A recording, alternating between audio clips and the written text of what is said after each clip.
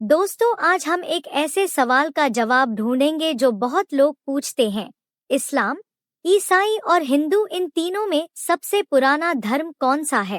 कई लोग कहते हैं कि इस्लाम सबसे पुराना है, कुछ कहते हैं ईसाई धर्म और कुछ कहते हैं कि हिंदू धर्म सबसे पहले आया। लेकिन असली सच्चाई क्या है? इतिहास किसे सबसे पुराना धर्म मानता है? आज हम इसे आसान तरीके से समझेंगे, तो चलिए शुरू करते हैं। सबसे पहले बात करते हैं इस्लाम की।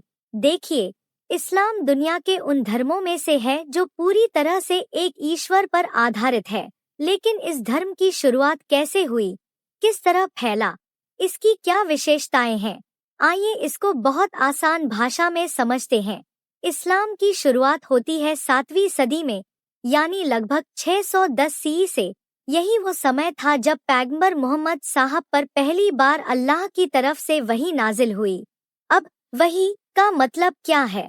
आसान भाषा में समझ लो, अल्लाह का भेजा हुआ संदेश जो फरिश्ता जिब्रील के माध्यम से पैगंबर मोहम्मद साहब तक पहुंचता था। यही संदेश धीरे धीरे एक किताब के रूप में दर्ज किया गया, जिसे हम कुरान के नाम से जानते हैं। इस्लाम शब्द का मतलब होता है शांति और समर्पण, यानी खुद को अल्लाह की राह पर चलाना और दूसरों के साथ शांति, इंसाफ और भलाई से पेश आना। अब देखिए, इस्लाम को समझने के लिए कुछ बुनियादी बातें हैं। इस्लाम की सबसे मुख्य और पहली मान्यता यह है कि पूरी दुनिया, पूरा ब्रह्मांड, जो कुछ भी है, सबका निर्माता सिर्फ एक ही ईश्वर है, अल्लाह। यानी इस्लाम में ईश्वर का कोई रूप, मूर्ति या आकार नहीं माना जाता, बस एक ही शक्ति है जिसने सब कुछ बनाया। दूसरी बात, कुरान अल्लाह का संदेश है। इस्लाम में जो पवित्र ग्रंथ है उसका नाम है कुरान। अब आप इसे ऐसे समझिए जैसे किसी इंसान को दिशा दिखाने के लिए एक गाइड बुक चाहिए होती है, वैसे ही मुसलमानों के लिए कुरान वही गाइड बुक है, अल्लाह की तरफ से भेजा हुआ संदेश। इस्लाम मानता है कि कुरान दुनिया के लिए अल्लाह का आखिरी और पूरा संदेश है। अब तीसरी और बहुत महत्वपूर्ण बात, इस्लाम यह मानता है कि पैगंबर मोहम्मद साहब अल्लाह के आखिरी नबी हैं।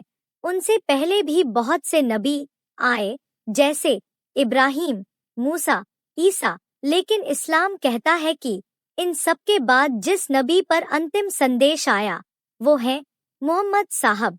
और यह बात इस्लाम की पहचान का एक बड़ा हिस्सा है। इस्लाम का संदेश बहुत सरल था, अल्लाह एक है, सब इंसान बराबर हैं और इंसाफ सबसे ऊपर है। उस समय की अरब समाज में जाति, ऊंच नीच और बहुत सारी सामाजिक समस्याएं थीं। इस्लाम ने बराबरी और न्याय का संदेश दिया, जिससे यह धर्म तेजी से फैलता गया। मोहम्मद साहब ने लोगों को ईमानदारी, भाईचारा, माफी और इंसानियत की राह पर चलने की सीख दी और अत्याचार, झूठ, लालच जैसी चीजों को छोड़ने पर जोर दिया। आज इस्लाम दुनिया का दूसरा सबसे बड़ा धर्म है। मध्य पूर्व से लेकर एशिया, अफ्रीका और यूरोप तक हर जगह इस धर्म के अनुयायी हैं। इस्लाम की सबसे खास बात है कि यह पूरी दुनिया को एक परिवार की तरह देखता है। अब अगर हम इसकी उम्र देखें, इस्लाम की शुरुआत 610 सी यानी लगभग 1400 से 1450 साल पुराना धर्म। अब चलिए बात करते हैं ईसाई धर्म की। ईसाई धर्म, जिसे हम क्रिश्चियनिटी भी कहते हैं, दुनिया के सबसे बड़े धर्मों में से एक है और इसकी शुरुआत होती है एक महापुरुष से, यीशु मसीह, जिन्हें दुनिया जीसस क्राइस्ट के नाम से जानती है। अब देखिए, इतिहासकारों के अनुसार यीशु मसीह का जन्म लगभग 4 से 6 ईसा पूर्व बीसी के बीच माना जाता है, यानी आज से करीब 2000 साल पहले।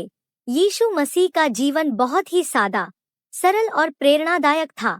उन्होंने अपने जीवन में सबसे ज्यादा जोर दिया प्यार पर, क्षमा पर और लोगों की मदद करने पर। यीशु कहते थे कि दुनिया में नफरत कम करो, प्यार फैलाओ, जुल्म का जवाब जुल्म से नहीं बल्कि माफी से दो।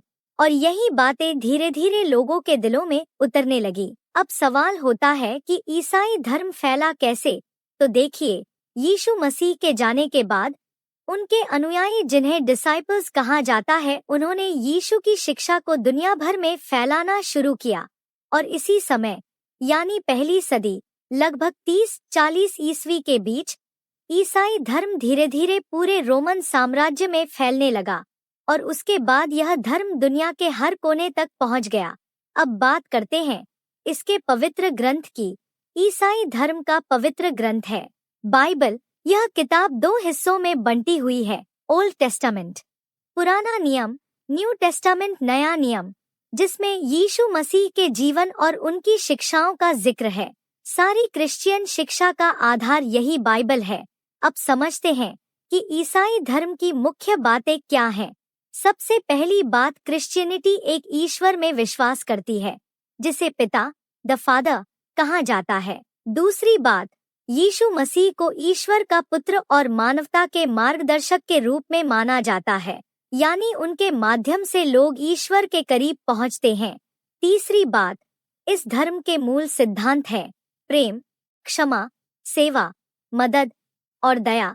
क्रिश्चियनिटी कहती है कि अगर तुम्हारे पास कुछ अच्छा है तो उसे सिर्फ अपने तक मत रखो, दूसरों के साथ भी बांटो। अब अगर हम इतिहास की नज़र से इस धर्म की उम्र देखें तो ईसाई धर्म लगभग 2000 साल पुराना है, यानी यह इस्लाम से करीब 600 साल पुराना माना जाता है। क्योंकि इस्लाम की शुरुआत 7वीं सदी में हुई थी, तो कुल मिलाकर ईसाई धर्म की जड़ें इतिहास में काफी गहरी हैं। इसका संदेश बहुत सरल है, प्यार फैलाओ, नफरत कम करो, और इसी वजह से यह धर्म पूरी दुनिया में फैलता चला गया।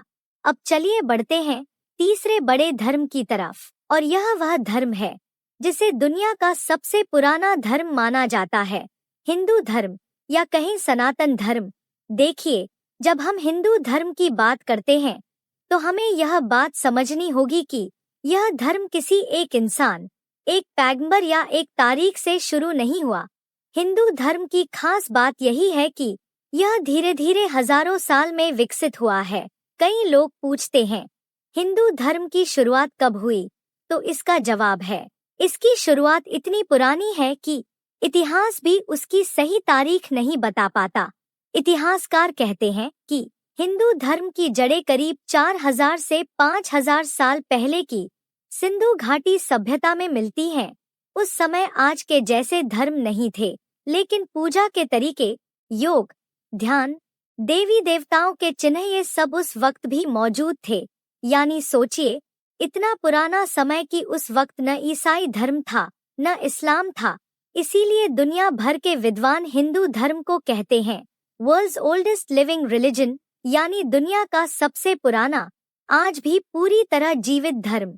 बहुत लोग इसे हिंदू धर्म कहते हैं, लेकिन इसका असली और पुराना नाम है सनातन धर्म। सनातन का मतलब होता है जो हमेशा से है, हमेशा रहेगा, जिसकी शुरुआत और अंत तय नहीं। यानी हिंदू धर्म को लोग किसी खास इंसान से नहीं, बल्कि अनंत परंपरा से जोड़ते हैं। हिंदू धर्म किसी एक व्यक्ति से शुरू नहीं हुआ। इस्लाम पैगंबर मोहम्मद साहब से शुरू हुआ। ईसाई धर्म यीशु मसीह से शुरू हुआ। लेकिन हिंदू धर्म की शुरुआत किसी एक व्यक्ति से नहीं होती।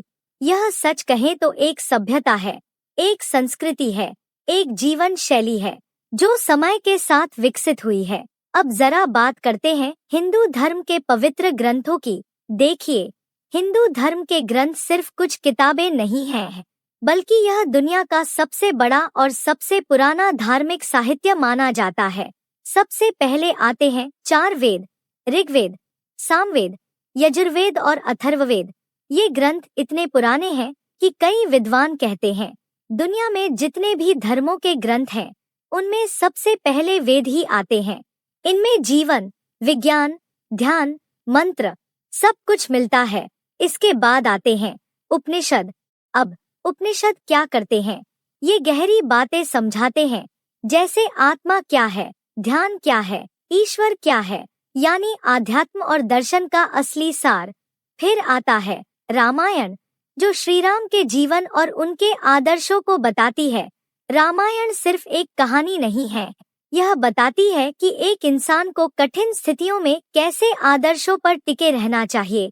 इसके बाद है महाभारत, कुरुक्षेत्र का युद्ध, राजनीति, परिवार, रिश्ते और सहीगलत के संघर्ष की सबसे बड़ी कथा इसी महाभारत के अंदर आपको मिलती है। भगवद गीता।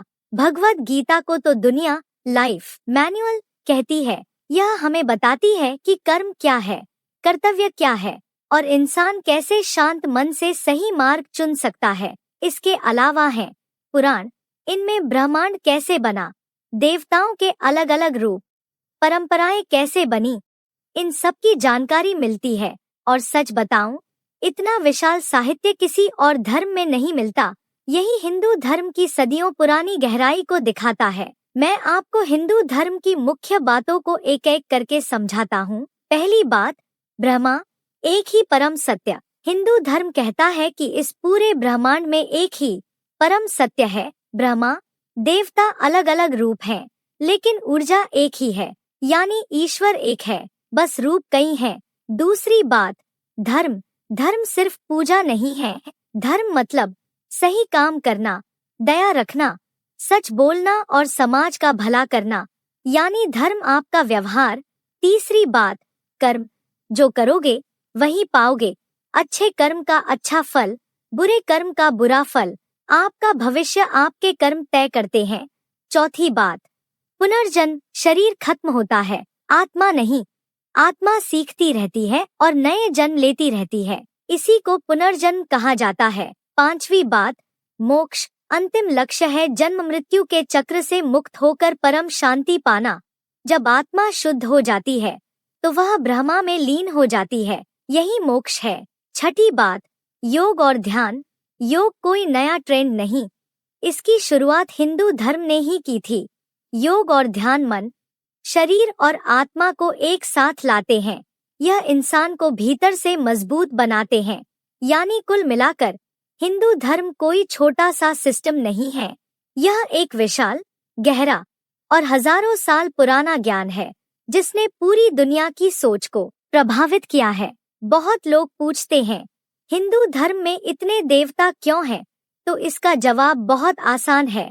हिंदू धर्म यह मानता है कि एक ही ईश्वर अलग अलग रूप ले सकता है, जैसे शक्ति का रूप दुर्गा, ज्ञान का रूप सरस्वती, संरक्षण का रूप विष्णु, विनाश और पुनर्निर्माण का रूप शिव। यानी ईश्वर एक है, लेकिन उसके रूप अनेक हो सकते हैं। हिंदू धर्म सिर्फ धर्म नहीं, यह रोजमर्रा की जिंदगी से जुड़ा हुआ है। दिवाली, होली, नवरात्रि, रक्षाबंधन, जन्माष्टमी, हर त्योहार के साथ एक कहानी है, एक सीख है और एक परंपरा है। खान पान, पहनावा, संगीत, नृत्य, पूजा सब हिंदू संस्कृति का हिस्सा है। अब सबसे बड़ा सवाल, हिंदू धर्म की उम्र कितनी है? अगर हम सिर्फ इतिहास के आधार पर बात करें तो 3300 BCE सिंधु घाटी सभ्यता, फिर वेद, फिर उपनिषद, फिर रामायण महाभारत, फिर पुराण, और ये सब कई हजार सालों में विकसित हुआ और इसी आधार पर इतिहास मानता है हिंदू धर्म कम से कम 4000 से 5000 साल पुराना है और कई जगहों पर इसे 7000 साल तक पुराना भी कहा जाता है। यानी इन तीनों धर्मों में इस्लाम, ईसाई और हिंदू धर्म सबसे पुराना धर्म है। हिंदू धर्म यानी सनातन धर्म, और उम्र के मामले में ये इस्लाम से लगभग 4-5 गुना और ईसाई धर्म से लगभग 2-3 गुना पुराना है। तो दोस्तों, उम्मीद है आपको अब बिल्कुल साफ समझ आ गया होगा कि इन तीन धर्मों इस्लाम, ईसाई और हिंदू में से सबसे पुराना धर्म कौन सा है और क्यों है।